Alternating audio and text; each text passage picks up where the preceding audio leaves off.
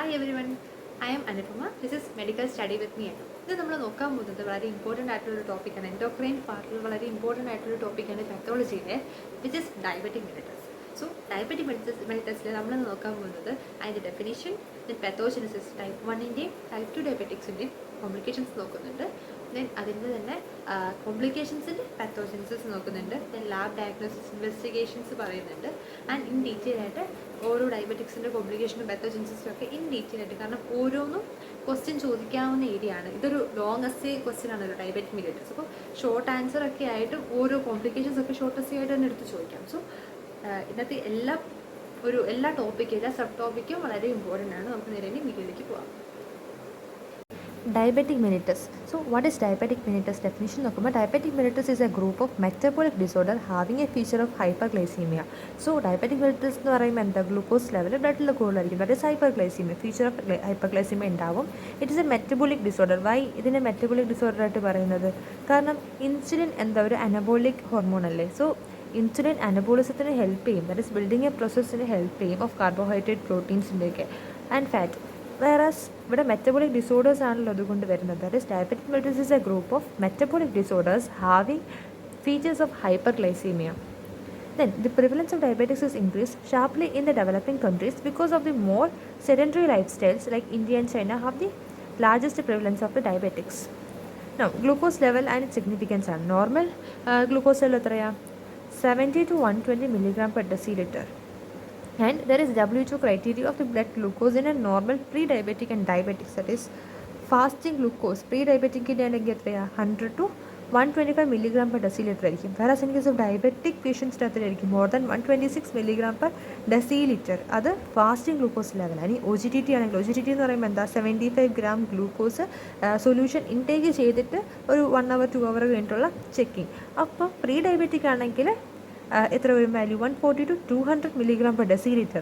In case the patient is diabetic, then the value will be more than 200 milligram per deciliter. So fasting ആണെങ്കിൽ more than 126 milligram per deciliter.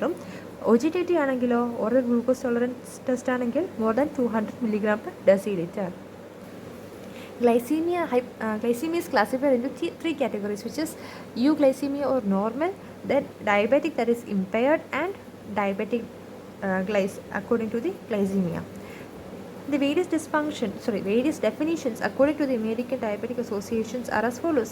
Euglycemia and individuals are considered to be euglycemic, that is normal, when the fasting glucose level is less than 100 milligram per deciliter. Normally 70 to 100 അല്ലേ പറയുന്നത് fasting glucose level, and the glucose level less than 140 milligram per deciliter following an OGTT is considered as normal, that is euglycemic ആയിരിക്കും.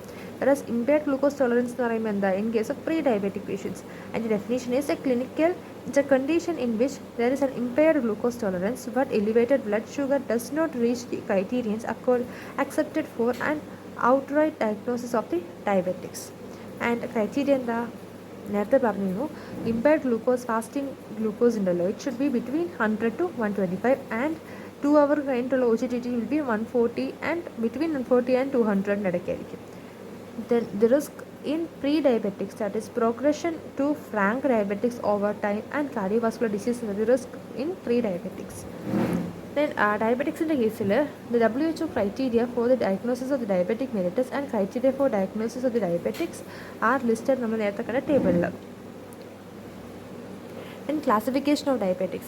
Diabetics classified into type 1 and type 2 diabetics based on the etiologyയുടെ ബേസിൽ they are divided into type 1 and type 2 diabetics. First of all നമുക്ക് എന്താണ് type 1 diabetics, അതിന് മുമ്പ് ഒരു table നോക്കാം about the classification of diabetic mellitus.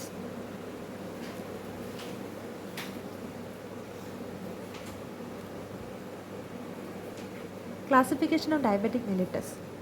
The type 1 diabetics, that is immune mediated ആയിരിക്കും type 1 diabetes. It is idiopathic, unknown cause ആണ്, due to beta cell destruction usually leading to insulin deficiency. type 1 എന്ന് പറയുന്നത് എന്തുകൊണ്ടാണ്? Beta cell destruction കൊണ്ട് insulin deficiency കൊണ്ടായിരിക്കും വരുന്നത്.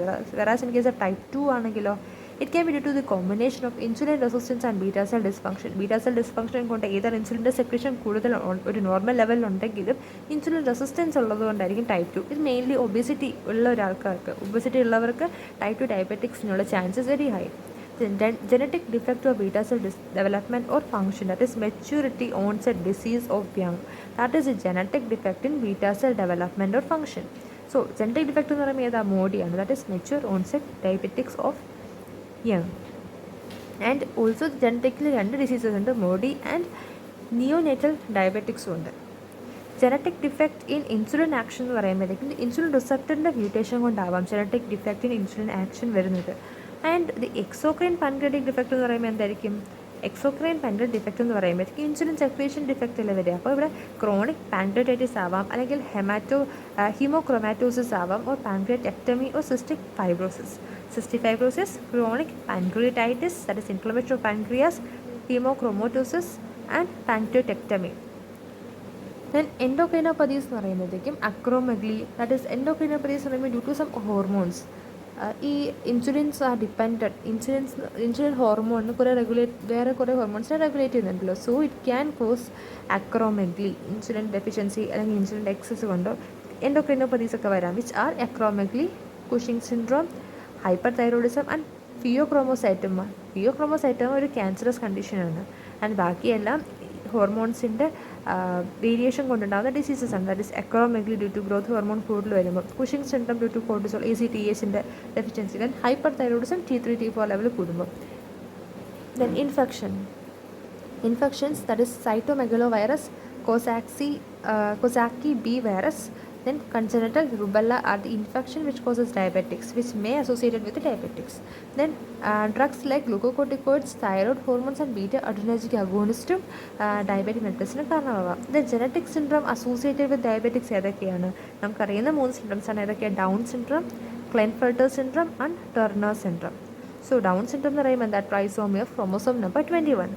ക്ലെൻഫെൽട്ടർ syndrome എന്ന് പറയുമ്പോൾ എന്താ, XXY ക്രോമോസോം വരുന്നത്. ആൻഡ് ടേർണർ സിൻഡ്രോം എന്ന് പറയുമ്പോൾ XO.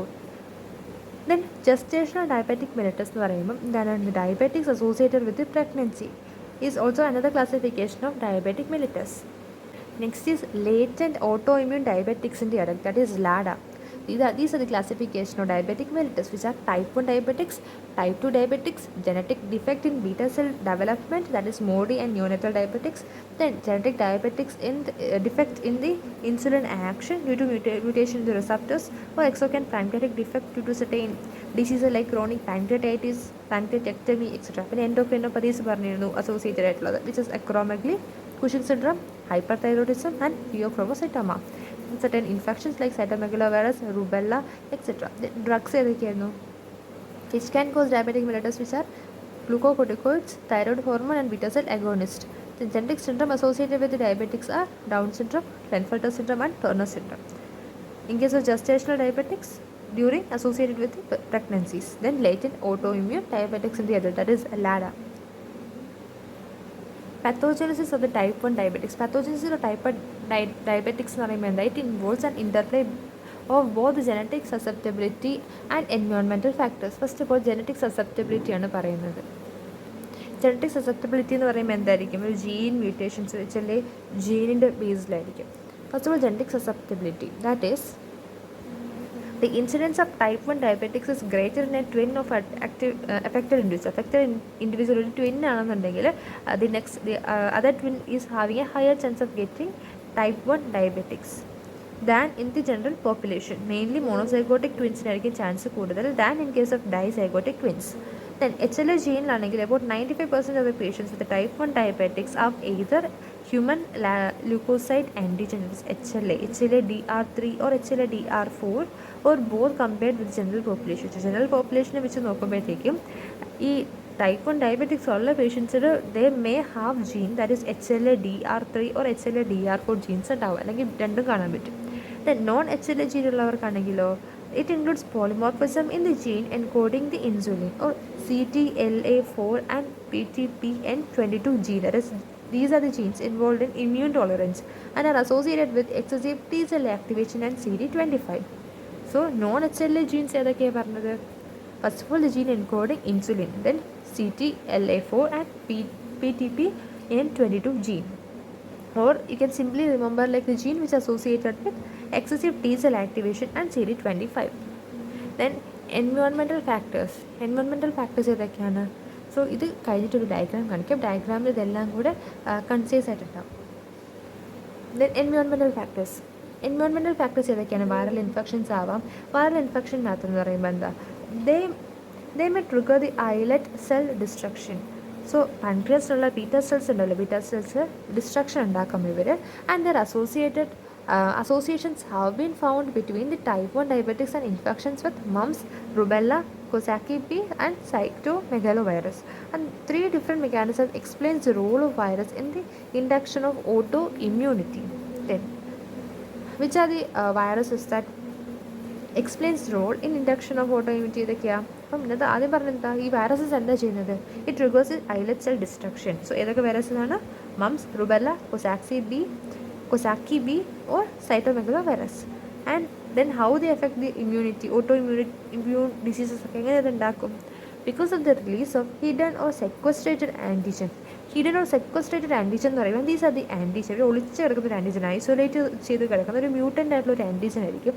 അവർ ഭയങ്കര ഹിഡൻ ആയിട്ട് ഇമ്മ്യൂൺ സെൽസ് കണ്ടുപിടിക്കാത്ത രീതിയിൽ ഹിഡൻ ആയിട്ട് നിൽക്കുന്ന ഒരു ആൻറ്റിജൻ നോർമലി നമ്മുടെ ബോഡിയിൽ ചിലപ്പോൾ ഉണ്ടായേക്കാം due to some mutation. And അവരെ ഇവരെന്ത് ചെയ്യും? എക്സ്പ്രസ് ചെയ്യും. That is the release of hidden or sequestrated antigen. That is viral infection causes islet injury and inflammation. അങ്ങനെ ഐലറ്റ് സെൽസിൽ ഇഞ്ചുറി ഓർ ഇൻഫ്ലമേഷൻ വരുമ്പോഴത്തേക്കും അതിനകത്ത് ഹിഡനായി കിടക്കുന്ന ഒരു സെക്വസ്ട്രേറ്റഡ് ആൻറ്റിജൻ ഉണ്ടല്ലോ, ആ ആൻറ്റിജനെ റിലീസ് ചെയ്യും.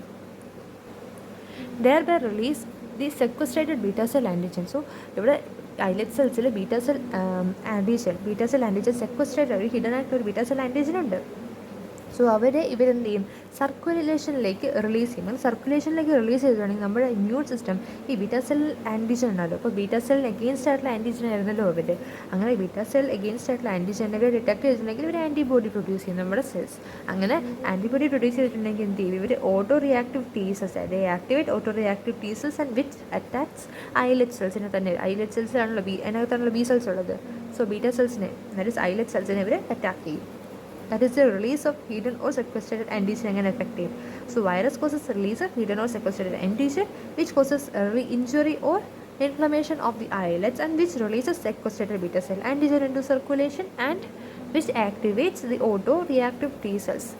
The next one is molecular mimicry. Molecular mimicry എന്ന് പറയുമ്പോൾ virus can produce certain proteins that mimic beta cell antigen. Beta cell antigen mimic ചെയ്ത certain proteins can be released from the virus and that produces against the viral protein. That immune response produced against viral response can cross react with self tissue. അപ്പം നമ്മുടെ virus കുറച്ച് proteins ഉണ്ടാക്കി that mimic beta cell ആൻറ്റിജനെ mimic ചെയ്യുന്ന same protein ആയിരുന്നു. അതിനകേച്ച് ആ virus protein കാണുമ്പോൾ നമ്മുടെ ബോഡി ആൻറ്റിബോഡീസ് പ്രൊഡ്യൂസ് ചെയ്യും ഡിറ്റക്ട് ചെയ്ത് കഴിയുമ്പോഴത്തേക്കും ഇമ്മ്യൂണിറ്റി. അങ്ങനെ ആ ആൻറ്റിബോഡീസ് തന്നെ നമ്മുടെ self tissue, that is beta സെല്ലുള്ള സെൽഫ് ടിഷ്യൂസിനെയും അവരെന്ത് ചെയ്യും? ക്രോസ് റിയാക്ട് ചെയ്തിട്ട് അവരെയും അവർ ഡിസ്ട്രക്ട് ചെയ്യും. അങ്ങനെ ബീറ്റാ സെല്ലിന് ഡിസ്ട്രക്ഷൻ വരാം. And third one is sharing of the antigen epitope. That is first viral attack വന്നു ബൈ പ്രീഡിസ്പോസിങ് വൈറൽ. എഗെയിൻ ഒരു നെക്സ്റ്റ് വൈറൽ അറ്റാക്ക് ടൈമിൽ ആ ഫസ്റ്റ് വൈറസ് അറ്റാക്ക് വന്നു കഴിഞ്ഞപ്പോഴത്തേക്കും കുറച്ച് വൈറസൊക്കെ ബീറ്റാ സെല്ലിൽ പോസിസ്റ്റ് ചെയ്യുന്നുണ്ടെന്ന് വിചാരിച്ചു. അങ്ങനെയാണെങ്കിൽ നെക്സ്റ്റ് ഇൻഫെക്ഷൻ വരുമ്പോഴത്തേക്കും with related virus causes precipitating virus that shares antigenic epitope may leads to immune response against beta cell. So next time ഇത് സെയിം വൈറസിനെ അറ്റാക്ക് ചെയ്യാൻ വരുമ്പോഴത്തേക്കും എന്ത് പറ്റും? It causes immune response against beta cell. Mechanism of beta cell destruction.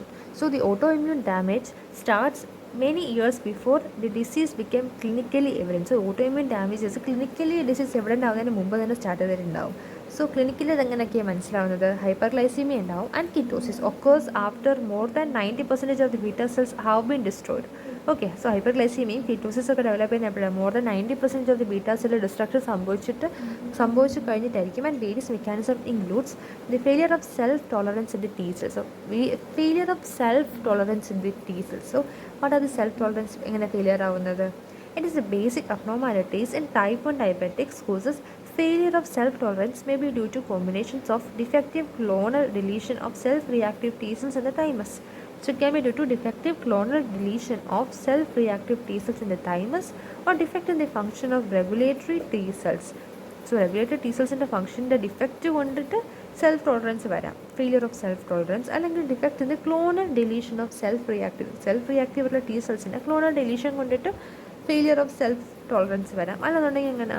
Resistance of the effected T cells to suppression by the regulatory cells. Regulatory സെൽസിൻ്റെ suppression, regular സെൽസിൻ്റെ resistance suppress ചെയ്തിട്ടും എങ്ങനെ വരാം, ഫെയിലിയർ ഓഫ് സെൽഫ് ടോളറൻസ് വരാം. അപ്പോൾ failure of self tolerance T cells എന്ന് പറയുമ്പോൾ it can be due to clonal deletion proper അല്ലെങ്കിൽ defective clonal deletion of self reactive Ts. Self reactive T cells അവിടെ പെർസിസ്റ്റ് ചെയ്യുന്നതുകൊണ്ടാണല്ലോ ഇവിടെ ഫെയിലിയർ വരുന്നത്. അല്ലെങ്കിൽ ഡിഫക്റ്റ് റെഗുലേറ്ററി ടീസൽസ് പ്രോപ്പറായിട്ട് ഫംഗ്ഷൻ ചെയ്തില്ലെങ്കിൽ അതിന് എന്തെങ്കിലും ഡിഫക്റ്റ് ഉണ്ടെങ്കിൽ, അല്ലെങ്കിൽ റെസിസ്റ്റൻസ് ഈ ഇഫക്റ്റഡ് ടീസൽസിനോട് റെസിസ്റ്റൻസ് ഇവർക്ക് മെയിൻറ്റെയിൻ ചെയ്യാൻ പറ്റുന്നുണ്ട് to suppress regulatory cells.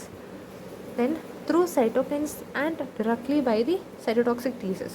Through cytokines എന്ന് പറയുമ്പോഴത്തേക്കും the Th1 cells may destroy beta cells by secreting cytokines including interferon gamma and TNF. So beta cellsന്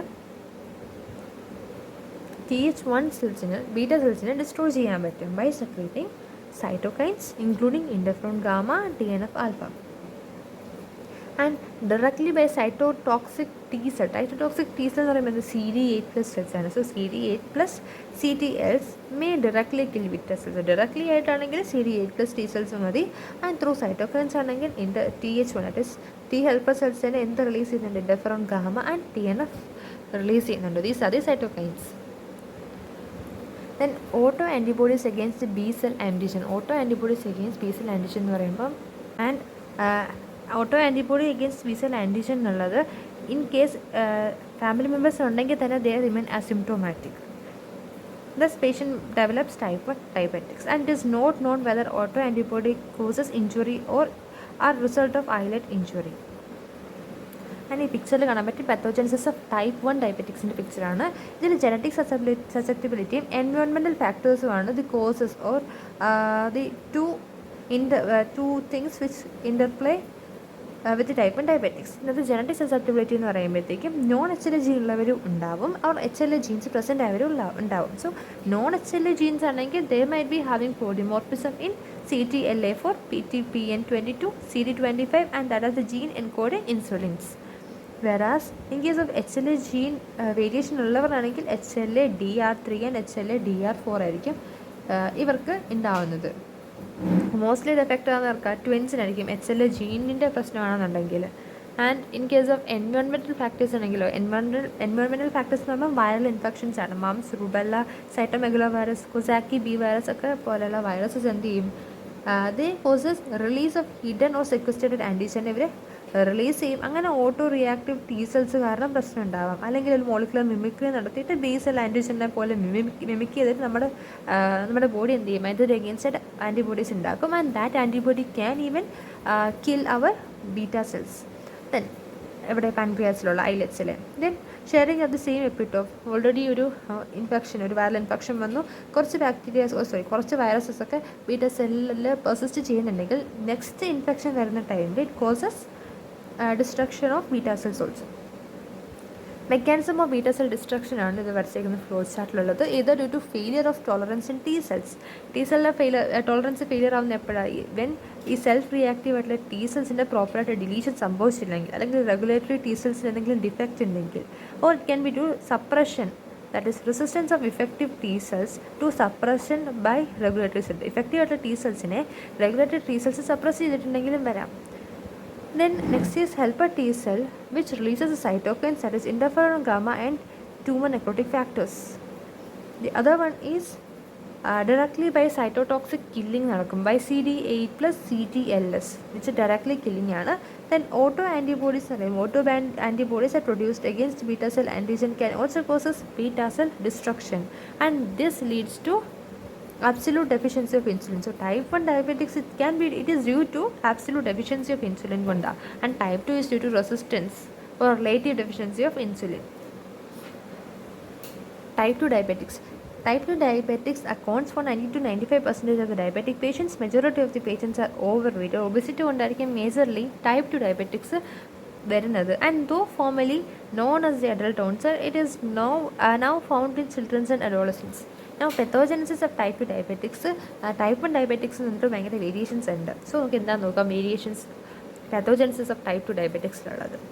So type 2 diabetics is a multifactorial disease ആണ്. That is environmental factors genetic factoറും ഇവർക്കും ഉണ്ട് like that of type 1 diabetics. But environmental factors എന്താണ് ഇവിടുത്തെ?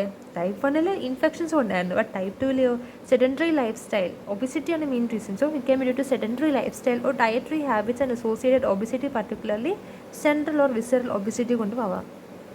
Whereas genetic factors എന്തായിരിക്കും?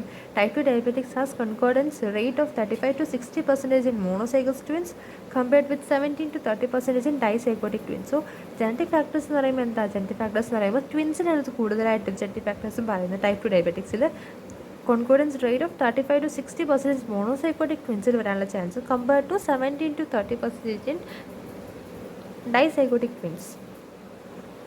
Then the lifestyle risk for type 2 diabetics is in an offspring is more than double if the parents are affected. So parents affected ആണെന്നുണ്ടെങ്കിൽ lifestyle risk of type 2 diabetics is more chance offspringil വരാനായിട്ട്. Then diabetogenic genes പറയുമ്പോൾ they have been found, like parents are affected ആണെന്നുണ്ടെങ്കിൽ children or offspringിലും diabetogenic genesൻ്റെ presence ഉണ്ടാവാൻ chance ഉണ്ട്. And there is no evidence of autoimmune basis. Okay, type 1 പോലെ auto immune ബേസിസിൽ ഇവിടെ chance ഇല്ലെന്നല്ല, അതിൻ്റെ evidences ഒന്നും കിട്ടിയിട്ടില്ല. Then metabolic defect in type 2 diabetics. There are 2 important metabolic defect in type 2 diabetics. എന്തൊക്കെയായിരിക്കും? Obesity കാരണമല്ലേ. സോ ഒബിസിറ്റി കാരണം ഏതർ ഇൻസുലിൻ റെസിസ്റ്റൻസ് ഉണ്ടാവാം, അല്ലെങ്കിൽ ബീറ്റാ സെൽ ഡിസ്ഫങ്ഷൻ വരാം, ഡിസ്ട്രക്ഷൻ വരാം. Okay, so insulin resistance. What is insulin resistance? Insulin resistance is a decrease or failure of the target peripheral tissue to the insulin action. Insulin action നോട് either decreased insulin secretion കൊണ്ട് വരാം, അല്ലെങ്കിൽ failure of the target tissueയുടെ failure കൊണ്ട് വരാം to the insulin action. The main factors in the development of insulin resistance is obesity. So main factor in the development of insulin resistance is obesity കൊണ്ടാണ് main factor ആയിട്ട് പറയുന്നത്. And there is a decrease or failure of target tissues to the insulin action. Then obesity and insulin resistance. Obesity and insulin resistance എന്ന് പറയുമ്പോൾ the obesity is associated with type 2 diabetics and the visceral obesity is found in more than 80% of the patients. So obesity എന്ന് പറയുമ്പോൾ can be visceral or peripheral ആയിട്ട് diabetics obesity ഉണ്ടാവുമല്ലോ. So type 2 diabetics എന്ന് പറയുമ്പോൾ കൂടുതലായിട്ടും വിസേറൽ ഒബിസിറ്റിയിലുള്ളവർക്കായിരിക്കും കൂടുതലായിട്ടും കാണുന്നത്. The amount of fat that is insulin resistance is found even in the simple obesity without hyperglycemia ഇല്ല, that is glucose level in the blood കൂടാതെ തന്നെ സിമ്പിൾ ഒബിസിറ്റി ഉള്ളവർക്ക് വരെ due to increased amount of fat the insulin resistance can be seen. Then the risk for diabetic increases in the body mass index. body mass index കൂടും തോറും diabetics ഉള്ള റിസ്ക്കും കൂടുതലായിരിക്കും. That is the measure of body fat content. What is body mass index? അതിൻ്റെ definition. It is a measure of body mass content. Then distribution of the body fat. It has an effect on insulin sensitivity. The central obesity, that is abdominal fat, is more associated with insulin resistance than the peripheral fat depots. So peripheral fat depots നേക്കാളും central obesity, അതായത് abdominal fat ഉള്ളവർക്കായിരിക്കും insulin resistance കൂടുതലായിട്ടും associate ചെയ്തിരിക്കുന്നത്. Then the causes of insulin resistance. The causes of insulin resistance in case of obesity എന്ന് പറയുമ്പോൾ it is induced by non-esterified free fatty acid. non-esterified ആയിട്ടുള്ള free fatty acid കൊണ്ടുവരാം, അഡിപ്പോക്കെയിൻസ് കൊണ്ടുവരാം, or chronic inflammation in adipose tissue or activation of PPAR gamma. So ഇതൊക്കെ explain ചെയ്ത് പറയുന്നുണ്ട്, 1 by 1 ആയിട്ട് പറയാം. First of all excess of free fatty acid. Excess of free fatty acid എന്ന് പറയുമ്പോഴത്തേക്കും it has an inverse relationship between the fasting plasma free fatty acid and the insulin sensitivity. So fasting plasma free fatty acidum insulin sensitivity ആയിട്ട് inverse relation. Fasting plasma free fatty acid കൂടുന്തോറും ഇൻസുലിൻ്റെ sensitivity എന്ത് ചെയ്യും? കുറഞ്ഞുകൊണ്ടിരിക്കും. And in case of obese individual ആണെങ്കിൽ obese individuals have excess circulating free fatty acid ആയിരിക്കും. Obese ആയിട്ടുള്ള ഇൻഡിവിജ്വൽക്ക് എന്തായിരിക്കും? ഫാറ്റി ആസിഡിൻ്റെ circulation, free fatty acid circulation excess ആയിരിക്കും. And gets deposited as triglycerides ആയിരിക്കും. ട്രൈഗ്ലിസറൈഡ്സ് ആയിട്ടാണ് മസിൽസിലും ലിവർ ടിഷ്യൂസിലൊക്കെ ഈ ഫ്രീ ഫാറ്റി ആസിഡ്, എക്സസ് ആയിട്ടുള്ള ഫ്രീ ഫാറ്റി ആസിഡ് ഡിപ്പോസിറ്റ് ചെയ്യുന്നത് as triglycerides in muscles and liver tissues. And results in markedly increased level of intracellular triglyceride. So ഈ obese ആയിട്ടുള്ള പേഷ്യൻസിൽ excess of free fatty acid സർക്കുലേഷനിൽ കാണും. In case of muscles and liver ടിഷ്യൂവിൽ ഇവർ deposit ചെയ്യുന്നത് as triglycerides ആയിരിക്കും. And thus we can tell like there is a markedly increased level of intracellular triglycerides. Then central adipose tissue is more lipolytic than peripheral adipose tissue. That is, central obesity is associated with insulin resistance. Why? Because central adipose tissue fat easily lipolytic than peripheral site. So then excessive intracellular free fatty acid excessive intracellular free fatty acid obese patient which increases the free fatty acid oxidation pathway. Free fatty acid free fatty acid level they causes free fatty acid oxidation pathway increase and this lead to accumulation of cytoplasmic toxic intermediates like diacylglycerol and ceramides the intermediate toxins accumulation കാരണമാവും. So increased free fatty acid വരുമ്പോൾ നമ്മുടെ body എന്ത് ചെയ്യും? Increases the fatty acid oxidation pathway and this leads to accumulation of cytoplasmic toxic intermediates like diacylglycerol and ceramides, and this reduces the insulin signaling, thereby increasing this insulin signaling അങ്ങനെ കുറയ്ക്കും. And what happens? This increases the gluconeogenesis. So this cytoplasmic toxin intermediates ഉണ്ടല്ലോ, ഇവർ ഇൻസുലിൻ്റെ signalling കുറച്ചിട്ട് increases the gluconeogenesis. Then adipokines എന്ന് പറയുമ്പോൾ എന്താ? Adipokines are the adipose tissues act as a functional endocrine organ. In case of obese patient, the adipose tissue act as a functionally endocrine organ and this secrete variety of proteins into systemic circulation, and these proteins വിളിക്കുന്ന പേരാണ് adipokines. Adipokines or adipose cytokines. The adipokines can be divided into pro-hyperglycemic adipokines, for example resisting retinol binding proteins. So retinol binding protein resist ചെയ്യുന്ന pro-hyperglycemic adipokine. Pro-hyperglycemic എന്ന് പറയുമ്പോൾ initiating hyperglycemia, that is retinol binding protein 4. And anti-hyperglycemic adipokines ഉണ്ട്, that is against the hyperglycemia, that is anti-hyperglycemic adipokines which are leptin and adiponectin. Adiponectins and leptins ആണ് നമ്മുടെ ഹങ്കറിനെ control ചെയ്യുന്നത്. So the adiponectin level are reduced which contribute to insulin resistance. So adiponectin ആണല്ലോ നമ്മുടെ ഹങ്കറിനെയൊക്കെ maintain ചെയ്യുന്നത്. adiponectinൻ്റെ level reduce ചെയ്യുമ്പോൾ എന്ത് പറ്റും? Fat obese ആവും. സോ ഇത് റിസൾട്ട് ഇൻ ഒബിസിറ്റി ഉള്ളവർക്കാണല്ലോ ഇത് കുറയുന്നത്. So it contribute to insulin resistance.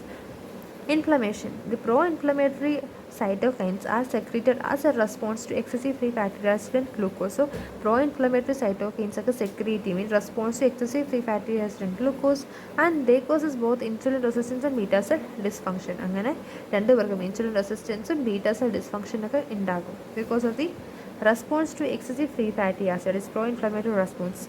Then excess free fatty acid within the macrophage and beta cell activates the inflammasome. So ഇവിടെ മാക്രോഫേജിലും ബീറ്റാ സെല്ലിലുള്ള എക്സസീവ് ഫ്രീ ഫാറ്റി ആസിഡ് എന്ത് ചെയ്യും? ഇൻഫ്ലാമസോമിനെ ആക്ടിവേറ്റ് ചെയ്യും. ദിസ് ഇൻഫ്ലാമസോം എന്ത് ചെയ്യും? ദേ സെക്രീറ്റ് സൈറ്റോകൈൻ ഇൻ്റർലൂക്കിൻസിനെ സെക്രീറ്റ് ചെയ്യും. That is interleukin 1 beta. Interleukin 1 beta, that is cytokine ഇൻ്റർലൂക്കിനെ ആര് സെക്രീറ്റ് ചെയ്യും?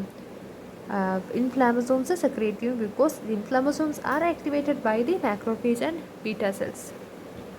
Then interleukin 1 beta, they secrete additional pro-inflammatory cytokines from the macrophage, islet cells and other cells and releases into circulation. So this interleukin 1 beta secrete additional pro-inflammatory cytokines in from macrophage which then islet cells and other cells in the release ചെയ്തിട്ട് സർക്കുലേഷനിലേക്ക് എത്തിക്കും. Then interleukin 1 and other cytokines act on the major sites of insulin action and produces insulin resistance. So interleukin 1 എവിടെ act ചെയ്യുന്നത്? Insulin major sites of insulin ആക്ഷനിൽ ഇവർ act ചെയ്തിട്ട് they produces insulin resistance. Thus so excessive ആയിട്ടുള്ള free fatty acid എന്ത് ചെയ്യാം? Directly disturb ചെയ്യാൻ പറ്റും insulin signalling within the peripheral tissue and also indirectly ആണെങ്കിലോ through the secretion of the pro-inflammatory cytokines. So pro-inflammatory cytokines secretion indirectly അതുപോലെ തന്നെ peripheral ടിഷ്യൂവിൽ ഡയറക്ട്ലിയും signalling disturb ചെയ്യാൻ പറ്റും. Then beta cell dysfunction. In type 2 diabetics, the beta cell dysfunction manifests as inadequate insulin secretion by the pancreatic beta cell.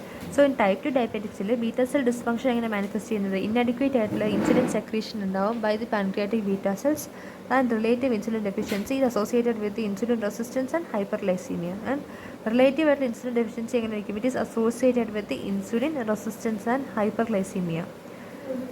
Then obesity and beta cell dysfunction എങ്ങനെയാണെന്ന് പറയുന്നത്. Then obesity and beta cell dysfunction എന്ന് പറയുമ്പോഴത്തേക്കും compensatory beta cell hyperplasia വരും. Compensatory beta cell hyperplasia എന്ന് പറയുമ്പോൾ increase in number of സെല്ലാണ് hyperplasia. Pancreatic beta cell initially responding to a long-term demand of peripheral insulin.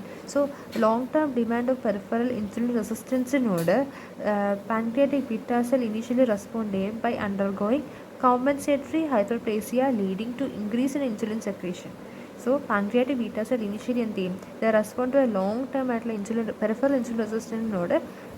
Pancreatic beta cell respond by undergoing a compensatory hyperplasia, that is insulin secretion കൂട്ടുന്നല്ലോ. അപ്പോൾ pancreatic cell എന്ത് ചെയ്യും, number കൂട്ടും, that is hyperplasia നടക്കും. This leading to insulin secretion അങ്ങനെ കൂട്ടും, hypersecretion. Thus the insulin secretion is initially higher for each level of glucose than in control. This hyperinsulinemic state can compensate for peripheral resistance and maintain a normal blood glucose for years. അങ്ങനെ hyper insulinemic ആയിട്ടുള്ള സ്റ്റേറ്റിന് compensate ചെയ്യാൻ പറ്റും peripheral റെസിസ്റ്റൻസിനെ and maintain blood glucose for years. And the beta cell failure, that is the early stage beta cell failure, however at some point beta cell exhaust their capacity to adapt. So ആദ്യം എന്താ പറയുക, compensate ചെയ്യാൻ നോക്കും hyperplasia വഴി കൂടുതൽ insulin secrete ചെയ്തിട്ട്. In case early സ്റ്റേജിൽ if beta cell failure occur ചെയ്യുമ്പോഴത്തേക്കും ബീറ്റാ സെൽ എക്സോസ്റ്റ് ആവും, മീനിങ് കൂടുതൽ പ്രൊഡ്യൂസ് ചെയ്യാൻ പറ്റില്ല. So their capacity to adapt beta cell compensation cannot maintain the normal blood sugar levels. അങ്ങനെ early cell beta cell failure ടൈമിൽ beta cell exhaust ആയാലോ anymore insulin level എനിക്ക് കൂട്ടാൻ പറ്റില്ല എന്നുള്ള സ്റ്റേജിലെത്തിയില്ല. So they cannot maintain the normal blood sugar level in the body, and this stage the patient develop impaired glucose tolerance. Then beta cell failure എന്ന് പറയുമ്പോൾ late stage ആണ്, that is early stage of beta cell failure is followed by decreased insulin secretion and hyperglycemia and frank diabetic development. So beta cell ഫെയിലിയറിൻ്റെ last stage എന്ന് പറയുമ്പോൾ beta cell failure followed by insulin secretion കുറവായിരിക്കും, hyperglycemia glucose level കൂടുതലായിരിക്കും, and develops a frank diabetics in those patients. Then molecular mechanism of beta cell dysfunction. Molecular mechanism of beta cell dysfunction എന്ന് പറയുമ്പം excessive ആയിട്ടുള്ള free fatty acids and decreased insulin signalling ആയിരിക്കും. So molecular mechanism എന്ന് പറയുമ്പം എന്തൊക്കെ toxicity beta cell ഡിസ്ഫങ്ഷനിൽ വരാനുണ്ട്, hypo toxicity വരുന്നുണ്ട്, glucotoxicity വരുന്നുണ്ട്. So incretin levels in amyloid deposit, these are the molecular mechanism of beta cell dysfunction. So ഈ dysfunction എന്തൊക്കെ കൊണ്ടുവരാം, excessive free fatty acid and decreased insulin signaling കൊണ്ടുവരാം. Excessive free fatty acid ഉള്ളത് കൊണ്ട് തന്നെ lipids level കൂടുതലായിരിക്കും, അങ്ങനെ lipotoxicity വരാം. That is insulin signaling decrease ചെയ്യുന്നത് എങ്ങനെയാണ്, because of the lipotoxicity it is responsible for both insulin resistance and beta cell failure. Hypotoxicity itself is responsible for insulin resistance and beta cell failure. The chronic hyperglycemia ഉള്ളവർക്ക് ഗ്ലൂക്കോടോക്സിസിറ്റി ഉണ്ടാകും, glucose level chronic ആയിട്ട് കൂടുതലല്ലേ, so it can cause glucotoxicity. And abnormal incretin level എന്ത് ചെയ്യും, the decreases the secretion of hormone that promote insulin release. Insulin releases promote ചെയ്യുന്ന ഹോർമോണിൻ്റെ secretion എന്ത് ചെയ്യും, കുറയ്ക്കും, because of the incretin level, abnormal incretin level. Direct toxicity by amyloid deposit എന്ന് പറയുമ്പോൾ എന്താ, long standing type 2 diabetics the amyloid deposit in islets is seen in more than 90% of the cases. The islet amyloid protein may be directly cytotoxic to islets causing beta cell dysfunction. That is islets amyloid proteins ഉണ്ടല്ലോ, directly amyloid protein തന്നെ ഈ islets തന്നെ destruction cytotoxic ആണ്, they causes destruction in beta cell dysfunction. That is direct toxicity by the amyloid deposits. So molecular mechanism എന്തൊക്കെയാണ് പറഞ്ഞത് of beta cell dysfunction, either lipotoxicity വരും due to increased free fatty acid causes insulin resistance and beta cell failure, mainly obese ആയിട്ടുള്ള പേഷ്യൻസിൽ കാണുന്നത്. Then chronic hyperglycemia due to glucotoxicity. Then abnormal incretin level, it reduces the secretion of hormones that promote insulin release. Then direct toxicity by the amyloid deposit, that is the islet cells amyloid proteins produce ഈ amyloid proteins are named directly cytotoxic to islet cells ആയിരിക്കും, causing beta cell dysfunction. അത് type 2 ഡയബറ്റിക്സിൻ്റെ genetic factors ഉണ്ട്, environmental ഫാക്ടേഴ്സും ഉണ്ട്. Genetic factors എന്ന് പറയുമ്പോഴത്തേക്കും ഡയബറ്റോജനിക് jeans ഉണ്ടാവും. When both parents are affected also of spring will develop diabetics. Then environmental factors എന്ന് പറയുമ്പോൾ എന്താ, സെഡൻറ്ററി ലൈഫ്, ഒബിസിറ്റി ആണ്. അപ്പോൾ sedentary life style, dietary habits and associated obesity ആയിരിക്കും. they both causes metabolic defects, and this metabolic defect result in insulin resistance, can be due to insulin resistance or beta cell dysfunction. Insulin എന്തുകൊണ്ട് metabolic defect ഇത് വരുന്നത്? Because insulin ഉള്ളതൊരു anabolic hormone ആണ്. So anabolism നടന്നില്ലെങ്കിൽ എന്ത് പറ്റും? ബോഡിയിൽ catabolism നടക്കും. Thus result in metabolic defect and it causes insulin resistance or beta cell dysfunction. Insulin resistance എന്ന് പറയുമ്പോൾ എന്തൊക്കെ കൊണ്ട് ഇൻസുലിൻ റെസിസ്റ്റൻസ് വരാം? ഇൻക്രീസ്ഡ് ഫ്രീ ഫാറ്റി ആസിഡ് കൊണ്ടുവരാം, അഡിപ്പോകൈൻസ് അഡിപ്പോസ് ടിഷ്യൂ പ്രൊഡ്യൂസ് ചെയ്യുന്ന പ്രോട്ടീൻസ് അവരെ കൊണ്ട് വരാം, അല്ലെങ്കിൽ ഇൻഫ്ലമേഷൻ ഉണ്ടെങ്കിലും ഇൻസുലിൻ റെസിസ്റ്റൻസ് കൂടാം ടു ഇൻ്റർലൂക്കിൻ 1 ബീറ്റ പ്രൊഡ്യൂസ് ചെയ്തിട്ട്. ദെൻ ഈ ഇൻസുലിൻ റെസിസ്റ്റൻസിൻ്റെ effect will decrease the uptake of glucose in the muscle, decreases the glycolysis and free fatty acid oxidation in the liver and inability to suppress the hepatic gluconeogenesis. So ഈ effect of insulin resistance causes, insulin resistance ഉള്ളതുകൊണ്ട് എന്ത് പറ്റും? Glucose മസിലിൽ uptake കുറഞ്ഞു, and ലിവറിലാണെങ്കിലോ glycolysis കുറഞ്ഞു, and glucose fatty acid oxidation കുറയുകയാണ് അവിടെ. Then inability to suppress the hepatic gluconeogenesis and thus ലിവറിലുള്ള ന്യൂ ഗ്ലൂക്കോസ് ഫോർമേഷൻ കൂടുതലായിരിക്കും. മെറ്റബോളിക് ഡിഫക്റ്റ് എന്ന് പറയുമ്പോഴത്തേക്കും ബീറ്റാ സെൽ ഡിസ്ഫങ്ഷൻ ആണ്. ബീറ്റാ സെൽ ഡിസ്ഫങ്ഷൻ ഇത് ഫസ്റ്റ് കോമ്പൻസേറ്റ് ചെയ്യാൻ നോക്കും. എങ്ങനെ പാൻക്രിയാസ് കോമ്പൻസേറ്റ് ചെയ്യാൻ നോക്കുന്നത്? ഹൈപ്പർപ്ലേസിയ വെച്ചിട്ട് ബീറ്റാ സെല്ല് കൂടുതൽ നമ്പർ പ്രൊഡ്യൂസ് ചെയ്തിട്ട് കുറച്ച് എക്സസ് സെക്രീഷൻ ഓഫ് ഇൻസുലിൻ നടത്തി നോക്കും. അങ്ങനെ നോർമോഗ്ലൈസിമിക് ആയിട്ട് കുറച്ച് നാൾ മെയിൻറ്റെയിൻ ചെയ്യും. ആൻഡ് കുറച്ച് കഴിയുമ്പോൾ ഒരു വീണ്ടും കൂട്ടണം എന്നൊരു ഇത് വരുമ്പോഴത്തേക്കും, വീണ്ടും ഇൻസുലിൻ ലെവൽ കൂട്ടണം എന്നൊരു സ്റ്റേജ് വരുമ്പോഴത്തേക്കും ഇവർക്കത് പറ്റില്ല. സോ ബീറ്റാ സെൽ ഫെയിലിയറിൻ്റെ ഏർലി സ്റ്റേജ് എത്തി. It causes impaired glucose tolerance and late സ്റ്റേജിൽ എന്ത് പറ്റും? ബീറ്റാ സെൽ ഫെയിലിയറിൻ്റെ it result in diabetics. This is the pathogenesis of the type 2 diabetics. Pathogenesis of the complication of diabetics. Pathogens complication of diabetics പറയുമ്പോൾ എന്തൊക്കെയാണ് diabetic complications? നമ്മൾ already പറഞ്ഞു 2 എണ്ണം, insulin റെസിസ്റ്റൻസും ഒബിസിറ്റിയും. ഇത് കൂടാതെ ഹൈപ്പർഗ്ലൈസീമിയ ഉണ്ട്. ഹൈപ്പർഗ്ലൈസീമിയ എന്ന് പറഞ്ഞാൽ എന്താ? എക്സസീവ് ഒരു ക്രോണിക് ആയിട്ട് ഗ്ലൂക്കോസ് ലെവൽ കൂടുന്നതാണ് hyperglycemia, that is glucotoxicity. Then insulin റെസിസ്റ്റൻസും ഒബിസിറ്റിയും ഓൾറെഡി പറഞ്ഞു. ഹൈപ്പർഗ്ലൈസീമിയ, control of blood sugar level, that is glycemic control, can reduce the long term complication of diabetics in long term complication reduce ചെയ്യാൻ എന്ത് ചെയ്യണം? blood sugar level control ചെയ്യണം. and the glycemic control is assessed by എങ്ങനെ assess ചെയ്യുന്നത്? HbA1c level വെച്ച്, that is estimation of glycosylated hemoglobin. and HbA1c level എന്തുകൊണ്ടാണ് HbA1c level തന്നെ നോക്കുന്നത്? ബിക്കോസ് ഇത് 3 monthsiലുള്ള ഒരു ബോഡിയിലുള്ള ഹീമോഗ്ലോബിൻ, that is ഗ്ലൂക്കോസിൻ്റെ ലെവൽ ഇൻഡിക്കേറ്റ് ചെയ്യും. And why 3 months? ബിക്കോസ് RBCയുടെ ലൈഫ് സ്പാൻ 3 months അല്ലേ, 120 days അല്ലേ. So HbA1c is formed by the addition of glucose to haemoglobin in red cells. So HbA1c എങ്ങനെ ഫോം ചെയ്യുന്നത്? It is formed by addition of glucose to the haemoglobin in the red cells. And HbA1c should be maintained below 7% in diabetic patient. Diabetic normally 5.5% ആണ്, less than 5.5% ആണ് വരേണ്ടത്. But in case of diabetic patient, it should be maintained below 7%, and its measurement is helpful in knowing the glycemic control over the lifespan of a red cell, that is 120 days. 120 days, that is red cell lifespan. ആ ഒരു 120 ഡേയ്സിലുള്ള glycemic control മനസ്സിലാവും using HbA1c. Then organ damage by the hyperglycemia. The chronic hyperglycemia and the metabolic disorders causes secondary damage in the multiple organ system. So chronic hyperglycemia അതുപോലെ metabolic disorders ഒക്കെ വരുമ്പോൾ എന്തുണ്ടാവും? It causes secondary damage in multiple organ system, and the common organ damages are kidney, eye, nerve and blood vessels. കിഡ്നിയിൽ effect ചെയ്യുമ്പോൾ end stage renal diseases ഉണ്ടാവും. ഐസിൽ effect ചെയ്യുമ്പം adult onset of blindness, initially blindness ആയിട്ട് onset ചെയ്യും. Then nerve and blood വെസൽസിനാണെങ്കിൽ it results in gangrene of lower limbs. And complication കൂടുമ്പോൾ എന്ത് വരും? കിഡ്നി കോസസ് നെഫ്രോപ്പതി, ഐയിൽ റെറ്റിനോപ്പതി, നെർവ് ആവുമ്പോൾ neuropathies. Effect of hyperglycemia, that is harmful effect of persistent hyperglycemia on the peripheral tissue, can be brought out by 3 distinct metabolic pathways. So hyperglycemia, persistent hyperglycemia അങ്ങനെ 3 distinct metabolic pathway വഴിയാണ് brought out ചെയ്യുന്നത്. Formation of advanced glycation end product. Formation of advanced glycation end product എന്ന് പറയുമ്പോൾ in diabetics ഉള്ളവർക്ക് the glucose will bind to a protein non enzymatically that is turned as non enzymatic glycosylation. ഇവിടെ glycosylation non enzymatic ആണ്. Without enzyme ഈ ഗ്ലൂക്കോസിന് can bind to proteins. Then initial product എന്തായിരിക്കും? Initial product of non-enzymatic glycosylations are chemically known as ship base, are labile and can dissociate rapidly.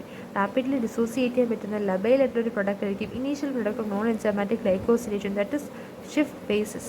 Then later product എന്തായിരിക്കും? Later product എന്ന് പറയുമ്പോൾ initially labile product are formed and which become stable advanced ligations and end product form ചെയ്യും. Initial labile product ആണ് form ചെയ്യുന്നത് stable advanced glycation end product form ചെയ്യുക, that is AGE. The rate of AGE formation is markedly increased in case of hyperglycemia. ഹൈപ്പർഗ്ലൈസീമിയ ഉള്ളവർക്ക് കൂടുതലായിട്ടും glucose bind ചെയ്ത പ്രോട്ടീനുകൾ, അങ്ങനെ AGE formation കൂടുതലായിരിക്കും. The effect of AGE, it may be brought out by binding of AGE to its specific receptor, that is RAGE receptor for age. Through the RAGE AGE receptor to RAGE on the inflammatory, that is H binds to the RAGE on inflammatory cell. ഏത് inflammatory cells? Macrophage ആവാണെങ്കിൽ T സെൽസിനോടൊക്കെ ഒരു bind ചെയ്യും. അതുകൂടാതെ endothelial സെൽസിലാവാം അല്ലെങ്കിൽ vascular smooth മസിൽസിലുള്ള RAGE റിസപ്റ്ററിനോട് ഏജ് വേർഡ് ബൈൻഡ് ചെയ്യും, that is AGE advanced glycosylated. Then ഇവരെന്ത് ചെയ്യും? ഇൻ ദി വാസ്കുലർ കമ്പോണൻറ്റിൽ AGE RAGE, that is age RAGE has following actions, that is release of pro-inflammatory cytokines, the release of the pro-inflammatory cytokines and the growth factors, release of pro-inflammatory cytokines and the growth factors from the initial macrophage. Initial macrophage in there releases the pro-inflammatory cytokines and the growth factor, or production of reactive oxygen species in endothelium, or increased procoagulant activity on the endothelium and the macrophage, or in the gene the increases the proliferation of vascular smooth muscle cells and synthesis of extracellular matrix. So ഇതൊക്കെയാണ് vascular component of age rage combine ചെയ്തൊരു vascular കമ്പോണൻറ്റിൽ എന്തൊക്കെ changes വരുത്തുന്നു, എന്തൊക്കെ action വരുത്തും? The releases pro inflammatory ആയിട്ടുള്ള സൈറ്റോകൈൻസിനെ release ചെയ്യും, അങ്ങനെ inflammation വരുമല്ലോ. And growth factors from intimal macrophage. Then production of reactive oxygen species in the endothelium and increased pro കൊയാഗുലൻസിൻ്റെ ലെവൽ കൂടും, അങ്ങനെ ക്ലോട്ടിംഗ് ഒക്കെ പ്രോ കൊയാഗുലൻസ് കൂടുതലല്ലേ. ആൻഡ് എൻഡോത്തീലിയൽ സെൽസ് മാക്രോഫേജിൽ നിന്നൊക്കെ കൂടുതൽ പ്രൊഡ്യൂസ് ചെയ്യും, പ്രോ കൊയാഗുലൻ്റ് ആക്ടിവിറ്റി ഒക്കെ കൂടുതലായിരിക്കും. Then increased proliferation of vascular smooth muscle cells, vascular smooth muscle സെൽസിൻ്റെ പ്രൊലിഫറേഷൻ എന്ത് ചെയ്യും? ഇത് കൂട്ടും, അങ്ങനെ synthesis of extra cellular matrix. Then direct effect of AGE എന്താ? Direct effect of AGE, that is HR directly cross-link extracellular matrix protein and its consecutive, if that is resist proteolytic digestion, that results in decreased or removal and increased deposition of the protein. So resist the proteolytic digestion, resist ചെയ്യുമ്പോൾ എന്ത് പറ്റും? It decreases the removal and increases the deposition of the protein, resulting in trapping of the proteins in glycosylated collagen of the basement membrane. അങ്ങനെ ഇവരെന്ത് ചെയ്യും? Trap ചെയ്യും പ്രോട്ടീൻസിനെ in the glycosylated collagen of the basement membrane, result in basement membrane thickening.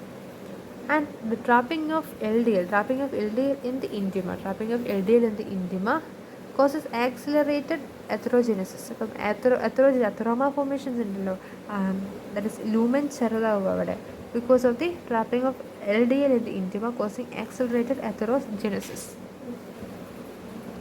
Activation of protein kinase C. So in patient with the hyperglycemia ഉള്ള പേഷ്യൻസിൽ എന്തുണ്ടാവും? Intracellular hyperglycemia stimulates synthesis of diacylglycerol. So intracellular hyperglycemia ഉള്ള ഒരാൾക്ക് obese ആയിട്ടുള്ള patient ആയിരിക്കുമല്ലോ, അപ്പോൾ free fatty acid ലെവലൊക്കെ കൂടുതലായിരിക്കുമല്ലോ. അവർക്ക് എന്ത് stimulate ചെയ്യും? ഫ്രീ ഫാറ്റി ആസിഡ് ഓക്സിഡേഷൻ സംഭവിച്ച് കഴിയുമ്പോഴത്തേക്കും diacyl glycerol and from glycolytic intermediate ആയിട്ട്, അങ്ങനെ diacyl glycerol will activate intracellular protein kinase C. So diacyl glycerol എന്താ ആക്ടിവേറ്റ് ചെയ്യുന്നത്? ഇൻട്രാസെല്ലുലാർ പ്രോട്ടീൻ കൈനേസ് Cനെ ആക്ടിവേറ്റ് ചെയ്യും. Then what are the consequence of activation of protein kinase C?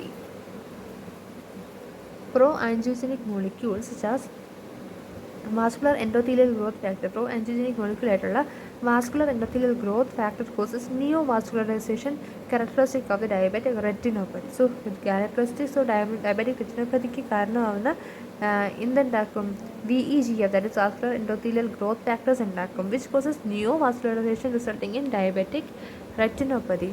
Then pro-fibrogenic factors ഉണ്ടാകും. pro-fibrogenic factors എന്ന് പറയുമ്പം TGF beta പോലത്തെ. This result in increased production of extracellular matrix and basement membrane material. Then pro-inflammatory factors എന്ന് release ചെയ്യും increased production of extracellular matrix and the basement membrane material. Then plasminogen activation inhibitor ആണെങ്കിൽ plasminogen activation inhibitors will reduce fibrinolysis and favors the vascular occlusion. So plasminogen activator inhibitors ആണെന്നുണ്ടെങ്കിൽ they will reduces the fibrinolysis and fibrinolysis കുറയ്ക്കുകയും ചെയ്യും. പിന്നെ എന്ത് ചെയ്യും? Occlusion ഉണ്ടാക്കും. Vascular ഒക്ലൂഷനെ അവർ favour ചെയ്യും. അങ്ങനെ അത്തറോസ്ക്ലിറോസിസ് എന്ന് പറയുമ്പോൾ എന്താ? Narrowing of the arteries or blood വെസൽസിൻ്റെ ഒക്കെ നാരോയിങ് ലൂമിനൊക്കെ ചെറുതായിട്ട് ഹൈപ്പോക്സി ഒക്കെ വരാനുള്ള ചാൻസ് ഉണ്ട്. That is atherosclerosis, plaque or thrombus formation. Disturbance in polyol സബ്പാതെ. പോളിയോൾ എന്ന് പറഞ്ഞാൽ എന്താ? സോർബിറ്റോൾ ഇല്ലേ, ഗ്ലൂക്കോസ് നമ്മുടെ ഐയിലൊക്കെ സോർബിറ്റോളായിട്ട് കൺവേർട്ട് ചെയ്യും. It causes blindness. So glucose കയ്യിൽ മാത്രമല്ല, എവിടെയൊക്കെ എന്തൊക്കെ നെഫ്രോപ്പതീസ്, റെറ്റിനോപ്പതി, ന്യൂറോപ്പതി ഒക്കെ ഉണ്ടാകുന്നു അവിടെയൊക്കെ ഇതേപോലെ തന്നെ പോളിയോൾ പാത്ത് ഇത് ഫോളോ ചെയ്യുന്നുണ്ടാകും. Some tissues, example nerve, lens, kidney, blood vessel do not require insulin for the glucose transport. So insulin നമുക്ക് വേണ്ടല്ലോ ഗ്ലൂക്കോസ് ട്രാൻസ്പോർട്ടിന്. സോ ഇവിടെയൊക്കെ ഗ്ലൂക്കോസ് വന്നിട്ടുണ്ടെങ്കിൽ എന്ത് ചെയ്യും? They will be converted to the sorbitol by the polyol path. അങ്ങനെ എന്ത് സംഭവിക്കും? ഇവിടെ നെർവിലാണെങ്കിൽ ന്യൂറോപ്പതി, ലെൻസിലാണെങ്കിൽ റെറ്റിനോപ്പതി, കിഡ്നിയിലാകുമ്പോൾ എന്ത് സംഭവിക്കും? കിഡ്നിയിലാണെങ്കിൽ nephropathy and also it affect the blood vessels. Persistent hyperglycemia will increase the intracellular glucose in these tissues. Persistent ആയിട്ടുള്ള ഹൈപ്പർഗ്ലൈസീമിയ എന്ത് ചെയ്യും? ഇൻട്രസെല്ലുലർ ഗ്ലൂക്കോസ് ഈ ടിഷ്യൂസിലേക്ക് കൂട്ടും. അങ്ങനെ എക്സസ് ആയിട്ടുള്ള ഇൻട്രസെല്ലുലർ ഗ്ലൂക്കോസ് എന്ത് ചെയ്യും? They are metabolised by the enzyme aldolase reductase. Aldolase reductase എന്ന് പറഞ്ഞാൽ എൻസൈം ഇവരെ മെറ്റബോളൈസ് ചെയ്തിട്ട് സോർബിറ്റോൾ ഓർ പോളിയോൾ ഉണ്ടാക്കും. ടു ഫ്രാക്ടോസ് ആയിട്ട് അവർ കൺവേർട്ട് ചെയ്യും. And this reaction uses NADPH. ഇപ്പോൾ ഈ റിയാക്ഷൻ NADPH ആണ് യൂസ് ചെയ്യുന്നത് as cofactor. And NADPH is also necessary for the regeneration of the reduced glutathione. ഗ്ലൂട്ടാഥയോണിൻ്റെ റീജനറേഷനും NADPH important ആണ്. ബിക്കോസ് GSH ഉണ്ടല്ലോ, ഗ്ലൂട്ടാഥയോൺ. GSH will protect against injury by the free radical. അപ്പോൾ സെല്ലിൻ്റെ free radical injury നിന്നിട്ട് protect ചെയ്യാൻ ഗ്ലൂട്ടാഥയോണിന് പറ്റും, GSHന് പറ്റും. So NADPH എന്തിന് necessary ആണ്? ഗ്ലൂട്ടാഥയോണിൻ്റെ റിഡക്ഷന് നെസസറിയാണ്. That is the reduced NADH, the NADPH, reduced NADPH എന്ത് ചെയ്യും? NADPH ലെവൽ കുറയുമ്പോൾ റെഡ്യൂസ് ആയി കഴിഞ്ഞിട്ടുണ്ടെങ്കിൽ എന്ത് പറ്റും? GSH level will also decrease. If GSH level is decreased, then this normal cell, that is increased cell susceptibility to oxidative stress. Normal സെല്ലിന് oxidative സ്ട്രെസ്സിനോടുള്ള susceptibility കൂടുതലായിരിക്കും. In case if there is a decrease in NADPH. NADPH is very important for maintaining the protection against injuries by the free radicals in a normal cell.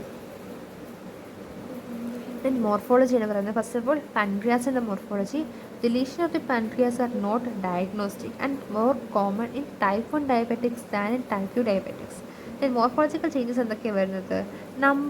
There will be reduced number and size of islets as seen in type 1 diabetics, which is mild in type 2 diabetics. Then infiltration of islets, that is insulitis. Insulitis എന്ന് പറയുമ്പോൾ mainly by type T lymphocytes predominantly in type 1 diabetics.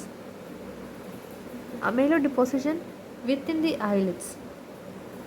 It is observed in and around the capillaries between the cells in type 2. Type 2 ആണ് amyloidodeposition കൂടുതലായിട്ടും കാണുന്നത്. ബാക്കി രണ്ടും ഇൻഫിൽട്രേഷനും reducing number and size of islets are seen in the type 1 than type 2. Then increase in the number and size of islet cells എവിടെയായിരിക്കും കാണുന്നത്? It may be seen in non-diabetic newborns of the diabetic mother. Diabetic motherൻ്റെ non-diabetic newborniൽ കാണും. എന്തുകൊണ്ടാണ് ഈ non-diabetic newborniൽ increase in the number and size of islet? Because newborn ഉണ്ടല്ലോ, newborn ആയിരിക്കും അത്ര നാൾ. അമ്മ ഇപ്പോൾ ഡയബറ്റിക് ആണെന്നുണ്ടെങ്കിൽ, പ്രഗ്നൻ്റ് ലേഡി ഡയബറ്റിക് ആണെന്നുണ്ടെങ്കിൽ കുട്ടി എന്ത് ചെയ്യും? കുട്ടിയായിരിക്കും കൂടുതൽ ഇൻസുലിൻ പ്രൊഡ്യൂസ് ചെയ്തിട്ട് ആ ഡയബറ്റിക്സിനെ കൺട്രോൾ ചെയ്തുകൊണ്ടിരുന്നത്. ആൻഡ് വൺസ് ഡെലിവറി ചെയ്ത് കഴിയുമ്പോഴത്തേക്കും കുട്ടിയുടെ ബോഡിയിൽ കൂടുതലായിട്ടും ഈ കൂടുതലായിട്ട് ഇൻസുലിൻ സെക്രേറ്റ് ചെയ്യാൻ ഇൻക്രീസ് ആയിട്ടുള്ള ഐലറ്റ് സെൽസും നമ്പറും സൈസൊക്കെ കൂടുതലായിരിക്കും. ദാറ്റ് ഈസ് നോൺ ഡയബറ്റിക് ആയിട്ടുള്ള ന്യൂ ബോൺ ആയിരിക്കും. കുട്ടിക്ക് ഡയബറ്റിക്സ് ഒന്നുമില്ല, of the diabetic mother. Okay, diabetic അമ്മയ്ക്ക് ഡയബറ്റിക്സ് ഉണ്ടായിരുന്നു, കുട്ടിക്ക് ഡയബറ്റിക്സ് ഒന്നുമില്ല. പക്ഷേ ആ ജനിച്ച കുട്ടിക്ക് number and size of beta cells കൂടുതലായിരിക്കും to maintain diabetics, that is glucose level in the mothers ബ്ലഡിലെ ഡ്യൂറിങ് പ്രഗ്നൻസി. സോ മറ്റേണൽ ഹൈപ്പർഗ്ലൈസീമിയയ്ക്ക് ഡ്യൂ ടു ഹൈപ്പർപ്ലേസിയ, മറ്റേണൽ ഹൈപ്പർഗ്ലൈസീമിയെ ഈ ന്യൂ ബോൺ ഒരു പരിമിതി വരെ കൺട്രോൾ ചെയ്യുന്നുണ്ടായിരുന്നു. Then blood vessels. High in atherosclerosis, that is, it can be found in hypertension, elderly non-diabetic without hypertension, and more severe degree in diabetics. In diabetics, this is related to the duration of diabetics and level of blood vessels. High in atherosclerosis എവിടെയൊക്കെയാണ്? Based on diabetics കൂടുമ്പോൾ blood പ്രഷറൊക്കെ കൂടുതലായിരിക്കും. So hyaline atherosclerosis വരും. And it is characterized by amorphous hyaline thickening of the walls of arterioles and which may be narrowed the lumen of the vessels. The diabetic microangiopathy എന്ന് പറയുമ്പോൾ എന്താ? It is characterized by the diffuse thickening of the basement membrane and which is mostly seen in capillaries of the skin, skeletal muscle, retina, renal glomeruli and renal medullae. Though the capillaries show basement membrane thickening, they are leakier to the plasma protein than normal. So microangiopathy results in diabetic nephropathy, retinopathy and some form of neuropathy. Microangiopathy ഇപ്പോൾ എന്തിൻ്റെ കാരണം? ഈ nephrons കിഡ്നിയിൽ effect ചെയ്യാം, ഐയിൽ effect ചെയ്യാം, അതുപോലെ തന്നെ ന്യൂറോൺസിൽ effect ചെയ്യാം, resulting in nephropathy, retinopathy and neuropathy. Clinical features in diabetics. Type 1 diabetic mellitus ആണെങ്കിൽ age will be type 1 diabetes can occur at any age. Then classic triad of diabetics, it consists of polyuria, polydipsia, polyphagia, and in severe cases ketoacidosis are due to metabolic dearrangement. So polyuria എന്ന് പറയുമ്പോൾ എന്താ? increased in urination. Then polydipsia എന്ന് പറയുമ്പോൾ thirst and hunger. polyphagia എന്ന് പറയുമ്പോൾ hunger കൂടും, തേഴ്സ്റ്റും കൂടുതലായിരിക്കും. So this is the classical triad of diabetics. And also in severe കേസിലാണെങ്കിൽ എന്ത് പറ്റും? കീറ്റോഅസിഡോസിസ് സംഭവിക്കും. Insulin requirement. In the initial 1 or 2 years, the exogenous insulin required may be minimal because of the endogenous insulin secretion. Later, its requirement suddenly increase. Okay, so initially 1 or 2 years, exogenous insulin requirement minimal ആയിരുന്നു. And as the insulin secretion കൂടുതൽ വേണ്ട സമയത്ത് എന്ത് ചെയ്യും? Because of the endogenous insulin secretion, later it requires a sudden increase. Then consequence of insulin deficiency. Insulin is an anabolic hormone. As I told earlier, insulin is an anabolic hormone and its deficiency വരുമ്പോൾ എന്ത് പറ്റും? catabolic state ആവും. Anabolism എന്ന് പറഞ്ഞാൽ building up, അപ്പോൾ catabolism എന്ന് പറയുമ്പോൾ destruction സംഭവിക്കും. That affect glucose metabolism, fat metabolism and protein metabolism. So in detail ഓരോ മെറ്റബോളിസത്തിൽ എന്ത് സംഭവിച്ചെന്ന് നോക്കാൻ പോവാം. Consequence of consequence of insulin deficiency, അത് carbohydrate metabolism. First of all, carbohydrate metabolism വരുമ്പോൾ there is a diminished transport of glucose into muscle cells and adipose tissue. Why there is a diminished transport? Because insulin കുറവാണല്ലോ, അപ്പം എന്ത് പറ്റും? Glucose transport മസിൽസിലേക്കും adipose ടിഷ്യൂലേക്കും ഒക്കെ കുറവായിരിക്കും. Because of the diminished glucose അവിടേക്ക് എത്തുന്നതുകൊണ്ട് എന്ത് പറ്റും? That is reduction of stored glycogen in the liver and muscles due to glycogenolysis. Glycogenolysis നടത്തിയിട്ട് ലിവറിലെ മസിൽസിലേക്ക് സ്റ്റോർഡ് ആയിട്ടുള്ള ഗ്ലൂക്കോസിനെ അവർ റിലീസ് ചെയ്യും. Thus result in further aggravation of hyperglycemia. The reduction of stored glycogen in the liver and muscle due to glycogenolysis further aggravates hyperglycemia. And ഈ ഹൈപ്പർഗ്ലൈസീമിയ exceed ചെയ്യുമ്പോൾ നമ്മുടെ ബോഡിയിലുള്ള ഗ്ലൂക്കോസ് ലെവൽ വല്ലാണ്ട് കൂടുമ്പോൾ, that is when it exceeds, it results in renal threshold level. So it exceeds renal threshold level, develops glycosuria എന്ന് പറയുമ്പോൾ എന്താ? glycogen excretion in the urine, and this lead to osmotic diuresis and increased quantity of the urine known as polyuria with the loss of water and urine electrolytes. Okay, so ഇവിടെ പറഞ്ഞല്ലോ ഹൈപ്പർഗ്ലൈസീമിയ ഉണ്ടാവും, exceeded ആയിട്ടുള്ള ഹൈപ്പർഗ്ലൈസീമിയ ഉണ്ടാവും. അപ്പോൾ ഗ്ലൂക്കോസിൽ ബോഡിയിൽ ഒത്തിരി കൂടുമ്പോൾ എന്ത് പറ്റും, കിഡ്നി മാക്സിമം അത് എലിമിനേറ്റ് ചെയ്യാൻ നോക്കും. അങ്ങനെ എലിമിനേറ്റ് ചെയ്യുമ്പോൾ കുറച്ച് ഗ്ലൂക്കോസൊക്കെ യൂറിനിലൂടെ പാസ് ചെയ്യും. That is glycosuria. അങ്ങനെ ഗ്ലൂക്കോസ് എന്നുള്ളതൊരു ഓസ്മോട്ടിക് സബ്സ്റ്റൻസ് ആയതുകൊണ്ട് എന്ത് ചെയ്യും, ഈ ഗ്ലൂക്കോസ് പോകുമ്പോൾ വാട്ടറിനെയും കൂടെ കമ്പൈൻ ചെയ്ത് കൊണ്ടുപോകും. ദാറ്റ് ഈസ് ഓസ്മോട്ടിക് ഡയോളിസിസ് സംഭവിക്കും. And increased quantity of urine known as polyuria with the loss of water and electrolytes. Water loss through the urine plus hyperosmolality. So water loss through the urine and hyperosmolality due to hyperglycemia causes depletion of intracellular water. അപ്പോൾ intracellular വാട്ടറിനെയൊക്കെ diuresis വഴി പുറത്ത് കൊണ്ടുപോകാണല്ലോ. So intracellular water level എന്തായിരിക്കും, depleted ആയിട്ടുണ്ടാകും. And this stimulate in the thirst center of the brain by osmoreceptors of the thirst center of the brain. അവർ stimulate ചെയ്യും. Thirst സെൻറ്ററിനെ സ്റ്റിമുലേറ്റ് ചെയ്തിട്ടുണ്ടെങ്കിൽ resulted polydipsia or increased thirst കൂട്ടും. that is polydipsia. Next is protein and fat metabolism. Protein and fat metabolism.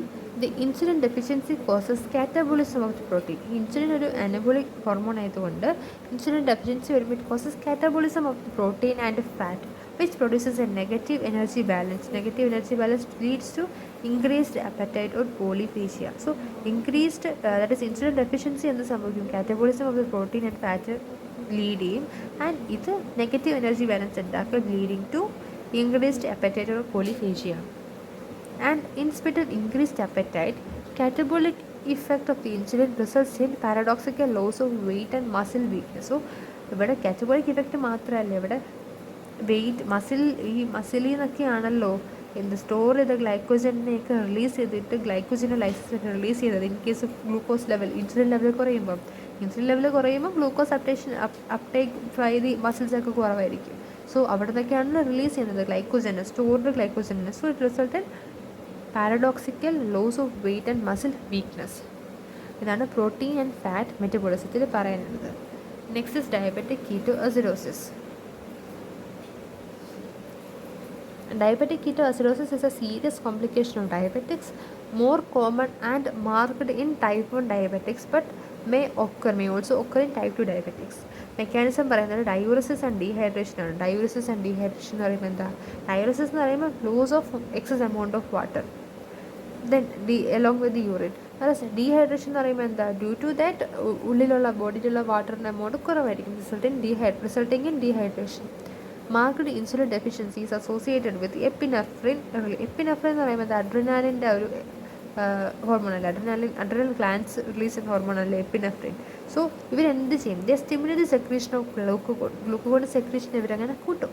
അങ്ങനെ ഗ്ലൂക്കോഗോണിൻ്റെ secretion കൂട്ടുമ്പോൾ എന്ത് പറ്റും, there will be a decreased peripheral utilisation of the glucose and increased gluconeogenesis.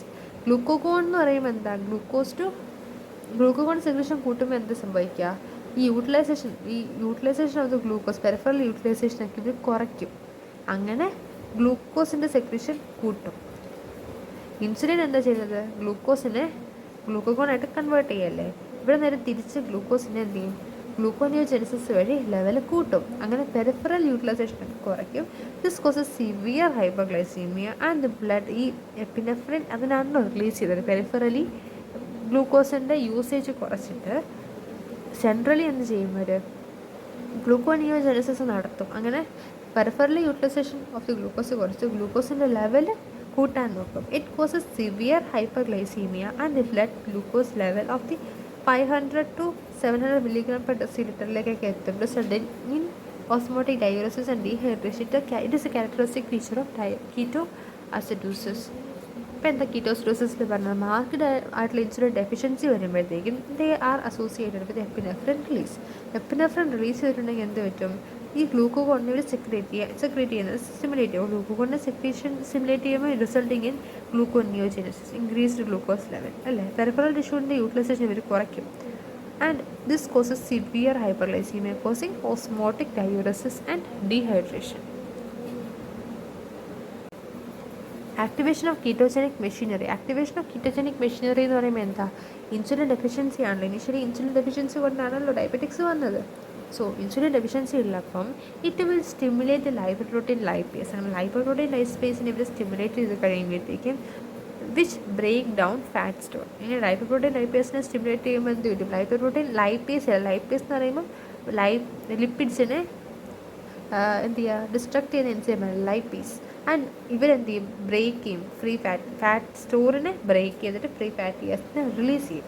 And എസ്ട്രിഫൈ, ഇപ്പോൾ free fatty acids കൂടിയിട്ടുണ്ടല്ലോ, ഈ free fatty ആസിഡ്സിനെ ലിവറിൽ വെച്ച് ഇവർ esterify ചെയ്യും to the fatty acid CoA ആയിട്ട്. And in the mitochondria of the liver the free fatty acid fatty acid CoA ഉണ്ടല്ലോ, they get oxidised to ketone bodies, that is ketone bodies കൂടുമ്പോൾ ketogenic machinery ആയി. That is first of all insulin deficiency ഉണ്ടായി കഴിയുമ്പോഴത്തേക്കും lipoprotein lipase പോയിട്ട് കുറേ fat സ്റ്റോറിലുള്ള ഫാറ്റിനെയൊക്കെ release ചെയ്യും. ഫ്രീ ഫാറ്റി ആസിഡ് ലെവൽ അങ്ങനെ കൂടും. ലെവൽ കൂടുന്നെങ്കിൽ ഫ്രീ ഫാറ്റി ആസിഡ് ലെവൽ എന്ത് ചെയ്യും? ഈ ഫ്രീ ഫാറ്റി ആസിഡ്സിനെ എസ്ട്രിഫൈ ചെയ്യും ലിവറിൽ വെച്ച് തന്നെ. എങ്ങോട്ട്? ഫാറ്റി ആസിഡ് കോയെ ആയിട്ട് എസ്ട്രിഫൈ ചെയ്തു. ഈ ഫാറ്റി ആസിഡ് കോയെ മൈറ്റോകോൺട്രിയ ഓഫ് ദി ലിവറിൽ ചെന്നിട്ട് they are oxidised to the ketone bodies, thus ketogenic machinery. അങ്ങനെ കീറ്റോൺ ഡെവലപ്പ് ചെയ്തു, ഫോം ചെയ്തു, ദാറ്റ് ഈസ് കീറ്റോജനിക് മെഷീനറി.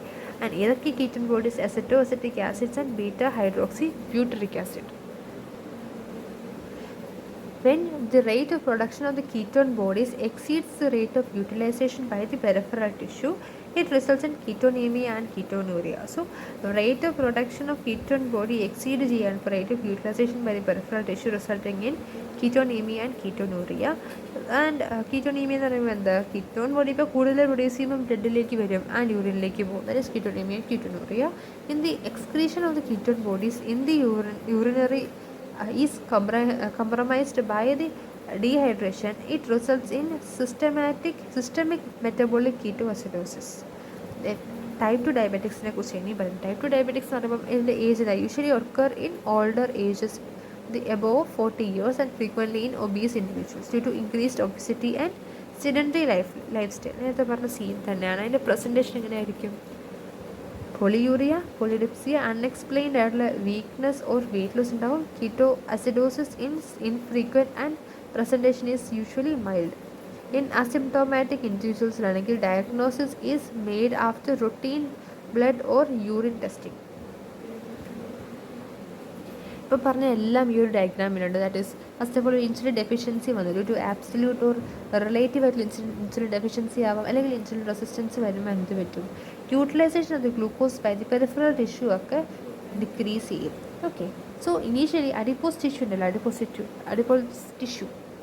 അപ്പം അഡിപ്പോസ് ടിഷ്യൂവിലെ കാറ്റബോളിസം ഓഫ് ദി ഫാറ്റ് കൂടും. വൈ? ബിക്കോസ് ഇൻസുലിൻ ഒരു അനബോളിക് ആയിട്ടുള്ള ഒരു ഹോർമോണാണ്. സോ അനബോളിക് ഹോർമോൺ ഡെഫിഷ്യൻസി വരുമ്പോൾ കാറ്റബോളിസം നടക്കും ഫാറ്റിൽ. ദസ് ഡിസ്ട്രക്ഷൻ ഓഫ് ഫാറ്റ് നടക്കും. ഡിസ്ട്രക്ഷൻ ഓഫ് ഫാറ്റ് സ്റ്റോറിന് ഡിസ്ട്രക്ഷൻ നടക്കുമ്പോൾ എന്ത് സംഭവിക്കും? ഫ്രീ ഫാറ്റി ആസിഡിൻ്റെ റിലീസ് കൂടും. അങ്ങനെ ഇൻക്രീസ്ഡ് ഫ്രീ ഫാറ്റി ആസിഡ് എന്ത് ചെയ്യും? Increases the appetite. Increased free fatty acid ആകുമ്പോൾ അഡിപ്പോകൈൻസ് ഒക്കെ പ്രൊഡ്യൂസ് ചെയ്യുമല്ലോ. സോ ഹൈപ്പർഗ്ലൈസിമിക് ഡ്രഗ്സ് ഒക്കെ അവരുണ്ടാക്കുമല്ലോ, ആൻറ്റി ഹൈപ്പർഗ്ലൈസിമിക് പ്രോട്ടീൻസ് അവരുണ്ടാക്കുമല്ലോ. It resulting in increased appetite causing polyphagia. അതുപോലെ തന്നെ there will be decrease, that is diminished ആയിട്ടുള്ള ഗ്ലൂക്കോസ് ട്രാൻസ്പോർട്ട് ഉണ്ടാവും മസിൽസിലേക്ക്. This resulting in increased muscle catabolism of protein. അങ്ങനെ മസിലും പ്രോട്ടീൻസിനൊക്കെ കാറ്റബോളിസം നടക്കുമ്പോൾ എന്ത് പറ്റും? അപ്പറ്റൈറ്റ് ഉണ്ടാക്കും. Appetite cause polyphagia. The other one is ഈ ഗ്ലൂക്കോണിയോജെനസിസും ഗ്ലൈക്കോജനോലൈസിസും നടത്തും. അങ്ങനെ ഗ്ലൂക്കോസ് ലെവൽ ബ്ലഡിൽ കൂട്ടും, resulting in ketone body, ketoacidosis, ketone development, ketogenesis നടത്തും, and resulting in diabetic coma. Then otherwise glucose utilisation by the liver. Liver utilise ചെയ്യുമ്പോൾ എന്ത് പറ്റും? Glucose utilisation by the liver. Glucose level കുറഞ്ഞിരിക്കുമ്പോൾ glucose എന്ത് ചെയ്യും? Reduced glycogen in the liver, resulting in hyperglycaemia. And ഈ hyperglycaemia exceeds renal threshold, resulting in എന്ത് പറ്റും? Kidney filter ചെയ്ത് കഴിയുമ്പോഴത്തേക്കും കീറ്റോനൂറിയ ആൻഡ് ഗ്ലൈക്കോസൂരിയ ഒക്കെ ആയിട്ട് പ്രസൻറ്റ് ആവും.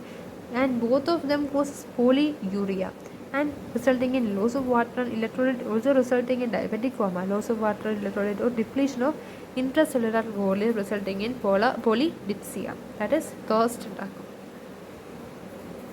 Then what are the difference between type 1 and type 2 diabetics? ഇതുവരെ പറഞ്ഞതിൻ്റെ ബേസിൽ ഏജ് ഓഫ് ഓൺസെറ്റ് ആണെങ്കിൽ ടൈപ്പ് 1 ഡയബറ്റിക്സ് ചൈൽഡ്ഹുഡിലും അഡോളസൻസിലായിരിക്കും കൂടുതൽ, വേറെ ടൈപ്പ് 2 ആണെങ്കിലോ അഡൾട്ടിലായിരിക്കും.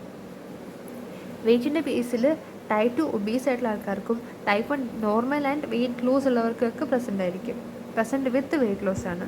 ദെൻ ഇൻസുലിൻ ലെവലിൻ്റെ കേസ് എടുക്കുമ്പോഴത്തേക്കും പ്രോഗ്രസീവ് ഡിസീസ്, ടൈപ്പ് 1 ഒരു പ്രോഗ്രസീവ് ഡിസീസാണ്, വേറെ type 2 increased normal or moderately decreased ആയിട്ടായിരിക്കും വരുന്നത്.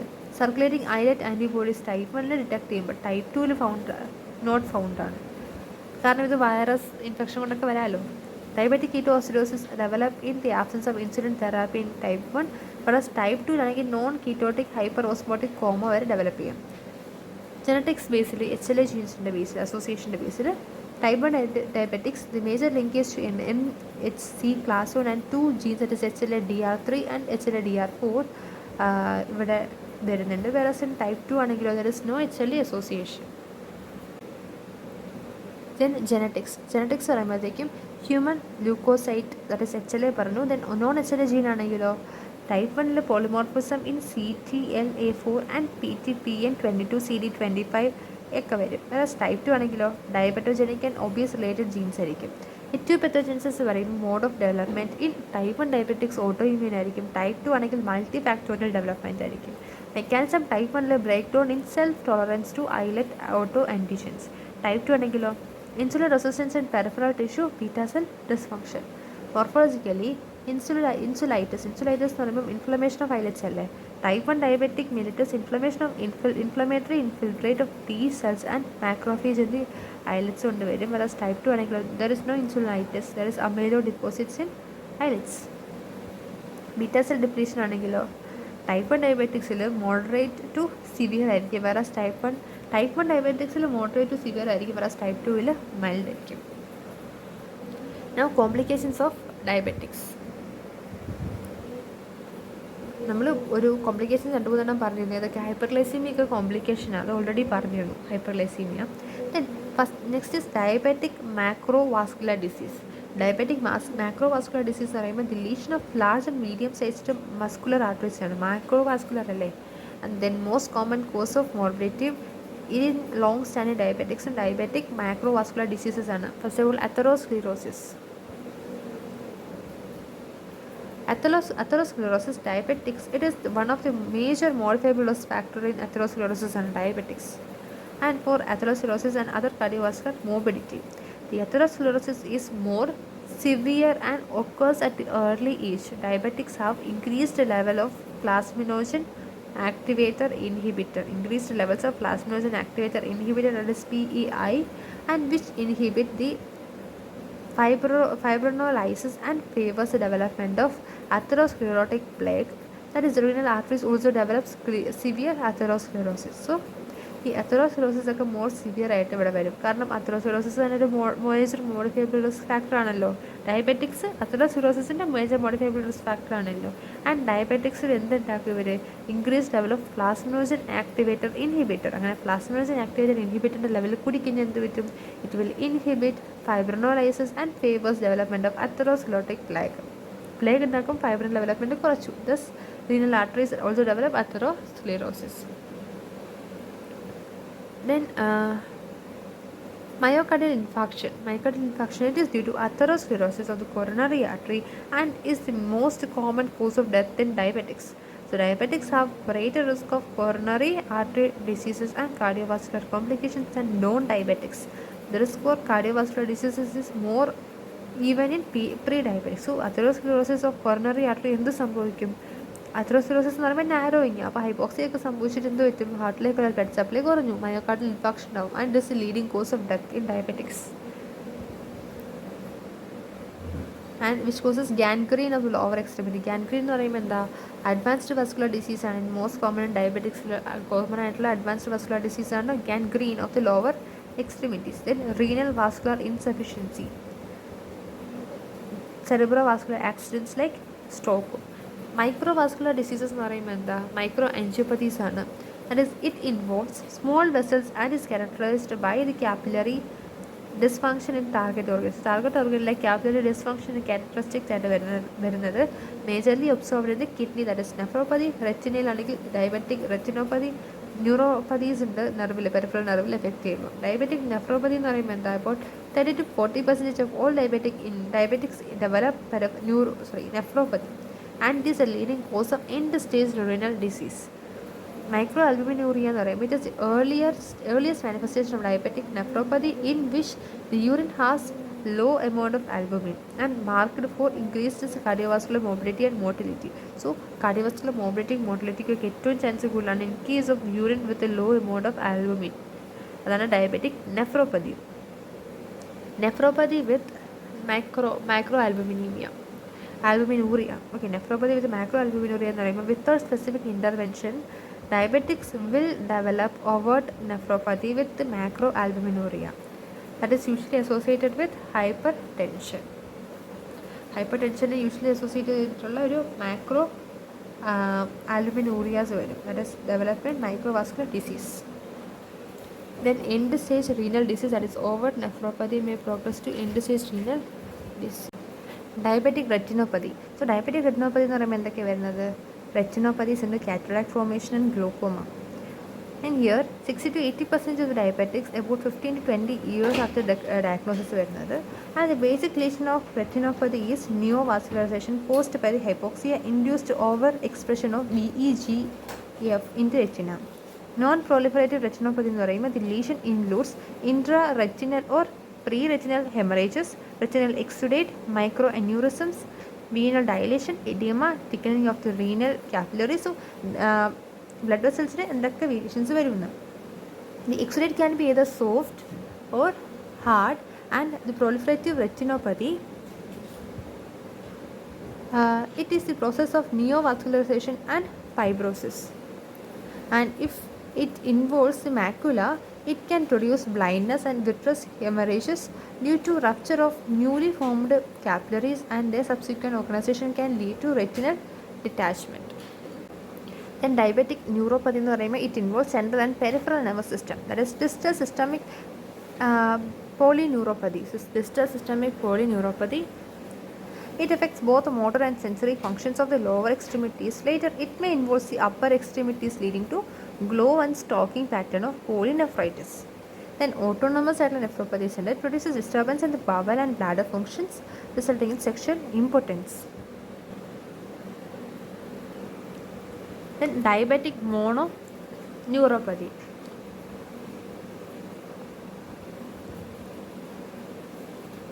Diabetic mononeuropathy, it may manifest as sudden food drop, wrist drop, or isolated cranial nerve palsies.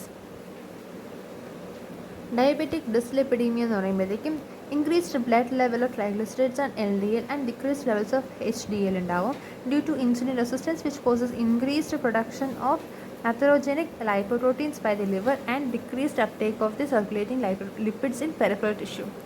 And increased susceptibility to infections, infection of the skin, tuberculosis, pneumonia, and pyelonephritis are common in diabetics, and increased susceptibility may be due to defective neutrophil functions കൊണ്ടായിരിക്കും and impaired cytokine production by the macrophage. And these are the chronic vascular complications of diabetics. Ocular ആയിട്ട് വരുന്നത് ഏതൊക്കെയാണ്? retinopathy, cataract and glaucoma are the ocular complications of diabetics. CNS ആണെങ്കിലും it causes cerebral intact, cerebral hemorrhages, etc. And heart it causes myocardial infarction and atherosclerosis. In case of kidney, it causes nephropathy, glomerulosclerosis, pyelonephritis, and atherosclerosis. Then in legs peripheral neuropathies ഉണ്ടാക്കും. കൂടാതെ gangrene എന്ന് പറയുമ്പോൾ atherosclerosis, gangrene and infections എക്സ്ട്രിമിറ്റീസിൽ ഇവർ ഉണ്ടാക്കുന്നുണ്ട്. Lab diagnosis ആയിട്ട് പറയുന്നത് urine analysis ആണ്, that is glucosuria by using Benedict's qualitative test and dipstick method വെച്ചിട്ട്. ദെൻ ഡിസഡ്വാൻറ്റേജ് എന്ന് പറയുന്നത് apart from diabetics glucosuria may be found in other conditions. Then ketonuria എന്ന് പറയുമ്പോഴത്തേക്കും കീറ്റോൺ ബോഡി ഫോർമേഷൻ അത് findings ആണല്ലോ. So detection of the കീറ്റോനൂറിയയ്ക്ക് different methods ഉണ്ട്, like Rothera's test and dipstick method. ഇത് കൂടാതെ സിംഗിൾ പ്ലാസ്മ ഗ്ലൂക്കോസ് എസ്റ്റിമേഷൻ ഉണ്ട്. Single plasma glucose estimation എന്ന് പറയുമ്പോൾ estimation of plasma glucose is absolutely necessary four diagnosis of diabetic mellitus. Fasting plasma glucose level above 126 milligram per deciliter is an indicative of diabetics. And in other cases, oral OGTT is performed. Population screening by fasting plasma glucose test for type 2 diabetics are the next method, and oral tolerance testing for diabetics. OGTT നേരത്തെ പറഞ്ഞിട്ടുണ്ടായിരുന്നു 75 gram glucose വെച്ചിട്ട്, അത് കൂടാതെ 50 gram glucose വെച്ചിട്ടും ചെയ്യും. Then post prandial plasma glucose ലെവലിൻ്റെ findings, കൂടാതെ glycosylated haemoglobin HbA1cയിലെ ഫൈൻഡിങ്സ് ചെയ്യാം. അതുകൂടാതെ glycosylated plasma protein or fructosamine നോക്കുന്നുണ്ട്. പിന്നെ other investigation includes other GTT,